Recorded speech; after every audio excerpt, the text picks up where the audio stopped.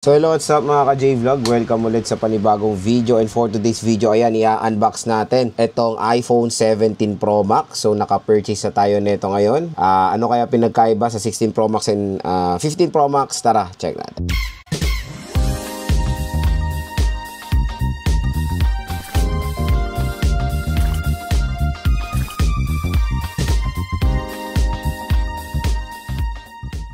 So yan, finally, nakakuha tayo or nakabili na tayo ng iPhone 17 Pro Max, and quick reminder lang ay hindi pa po ito available dito sa Philippines. Nabili ko to sa Green Hills or sa trusted seller natin sa Green Hills, si Ate Mayet ng CMB Gadgets. Located sila sa stall XB02. Second floor, Green Hills, San Juan City. Available po mga iPhone 17 Pro Max sila. Pero again, quick reminder lang, para lang to sa mga gustong mauna. Next month, magiging available po ito sa Power Mac or sa Philippines, sa mga postpaid. Pero tansya ko, ano neto, mga October 3rd week, mga October 2nd week, mga ganyan yung tansya natin dito sa iPhone 17 series dito sa Philippines. So for 4 series to, 4 units to, meron tayong iPhone 17 base, iPhone Air, hindi po iPhone 17 era, iPhone Air lang po ang tawag dyan, iPhone 17 Pro and 17 Pro Max. Pero ito, meron tayong mga quick idea na kung magkano ang pricing neto dito sa Philippines. Pero again, since etong Apple, wala tayong Apple Store sa PH, there's a possibility iba po yung price nito sa Power Mac. So, take for example, itong iPhone 17 Pro, 256 79,990 pesos. So, ang tansya ko dito, mas mahal lang 3 to 4,000 or 3 to 5,000 pesos ang Power Mac. Hindi natin alam, pero mas mahal pa dito. Expect nyo na mas tataas pa to pag sa official SRP dito sa Philippines. So, 512 is 94,990 and 1TB is 109,990 pesos. Tapos, itong 256 natin na iPhone 17 Pro Max is 86,990 pesos. So, tansya natin baka 88, mga ganyan, 89 ang SRP dito sa Philippines. Pero ito, nabili ko to since maaga to nakuha or Hong Kong variant to. Nakuha ko to ng 100,000 pesos. So, in-expect ko na yan na mas mahal kasi gusto natin mauna, of course. 512 is 101,000. 1TB is 16,000 or almost 117. And 2TB is 147,000 pesos. So, napaka-expensive talaga ng mga iPhones ngayon. Pero, syempre, ito ay hindi po sa akin to, sa wife ko to. Pero in-unbox ko lang siya dito sa ating channel. And yun, ito po ay Hong Kong variant. Medyo iba na po ang Hong Kong variant ngayon, ha. Ang Hong Kong variant po ngayon is hindi na po dual physical SIM. So, isa na po lang siyang physical SIM and one eSIM. Since lahat po or karamihan na ng iPhones ngayon ay naka-eSIM na. Pero dito sa Hong Kong variant, expect nyo na meron tong SIM tray. Kaya mas maliit po ang battery neto compare sa mga iPhone sa US. Ang iPhone 17 Pro Max sa US is sa 5,000 plus mAh ang battery. Ito isa sa 4.8 lang since kinuha nung SIM card slot yung space for the battery. Okay? So, open na natin. At inopen na pala natin ito sa store syempre para makita natin, inactivate na natin.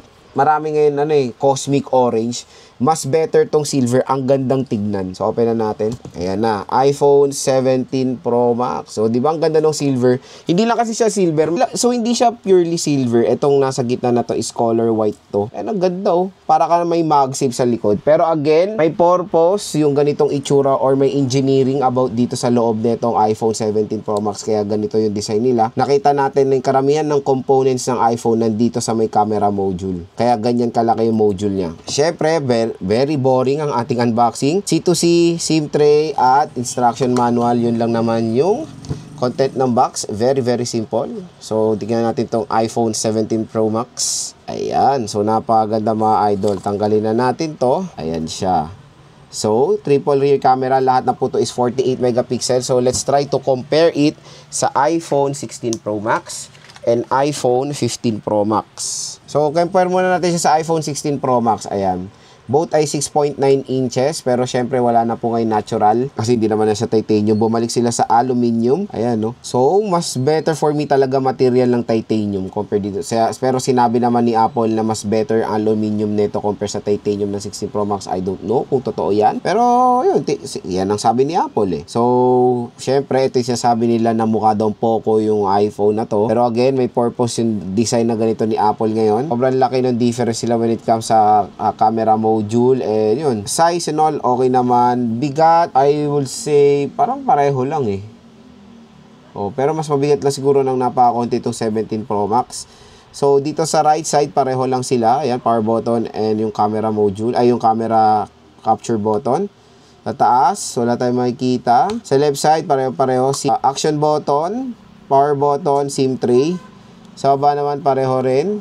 Ayan. So, open na natin itong si iPhone 17 Pro Max. Ayan. So, setup ko muna to, balik ako kayo. So, yan, sinetup ko na siya mga idol at inano ko na siya sa account ng misis ko. Ayan. So, ito na yung iPhone 17 Pro Max, mga idol. Grabe, solid. So, kasi ako, galing ako sa 15 Pro Max pero binigay na ng wife ko yung 16 Pro Max niya. Kaya, medyo new ako sa 6.9 inches na display ng iPhones today. Pero ang laki, no? Solid. Pero, pag galing kayo sa 16 Pro Max, syempre, don't upgrade. Wala naman ding sense. Yung camera lang talaga pinaka dyan and yung battery of course. Pero again, syempre, gusto ko makuha yung 16 Pro Max ng wife ko. Kaya, in-upgrade ko na lang siya 17 Pro Max. Hindi na ako. Galing ako sa 15 Pro Max. So, yan siya. 6.9 inches LTPO Super Retina XDR OLED display with 120Hz screen refresh rate and of course, always on display. At the very famous na liquid glass ng iPhone. Pina-off kasi sa akin eh. Oh. Pero ayaw niya kasi may motion ng liquid glass yung wife ko eh. Pero ito yung itsura ng may liquid glass. Very ganda. Ganda. Ayan o. Ayan o. Oh. Ewan ko. Nagugustuhan ko na may liquid glass. Yung iba ayaw. Mukha daw Go Launcher. Hindi naman. Iba-iba talagang taste yan eh. Hindi naman talaga totally mukhang Go. Naka-Go Launcher din naman ako before. Iba talaga ang fluency ng iOS. Mas maganda talaga, legit. And yung pagka-liquid glass niya, again, yung effect, pakita natin na. Open ko lang yung motion.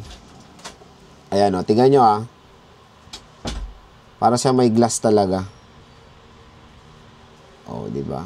And ito yung sinasabi na nagreklamo sila dyan para daw ganyan na Go Launcher. Pero hindi. Ang ganda ng fluency, ang ganda ng effect ng liquid glass dito sa iPhone 17 Pro Max or sa iOS 26. Iba-iba tayo ng preference when it comes to that.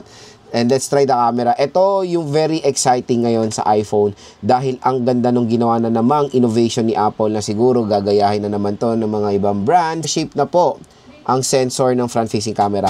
So, hindi nyo na kailangan mag-tilt ng ganyan para mag-portrait orientation. Dahil dyan sa center stage din. Ayan o. Mag-automatic yan. Pwede rin, ayan, center stage off. Diba?